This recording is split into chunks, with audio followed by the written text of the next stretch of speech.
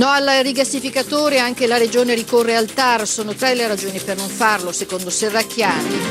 Aperture i lavori della Giunta regionale, tra gli argomenti sul tavolo dell'esecutivo il rigassificatore di Trieste. Anche la Regione ricorre al TAR, la decisione stamane. Francesca Vigori. È ormai un fuoco incrociato sulla valutazione di impatto ambientale rilasciata dal Ministero dell'Ambiente per la realizzazione del rigassificatore di Zaule. Anche la Regione ricorre al TAR del Lazio per impedirne la costruzione.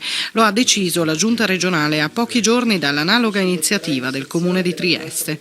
Per la Presidente della Regione Serracchiani sono almeno 3 le ragioni per le quali lo stabilimento non dovrebbe essere realizzato nella zona industriale di Trieste, considerando peraltro che sinora il gasdotto di uscita dall'impianto non ha ancora ottenuto l'autorizzazione di via.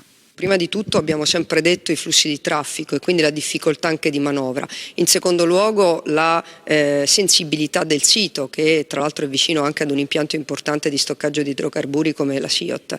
In terzo luogo le difficoltà ancora, almeno apparentemente, che ha l'impianto per quanto riguarda la sua distribuzione, visto che non c'è ancora un parere favorevole sulla valutazione di impatto ambientale del gasdotto.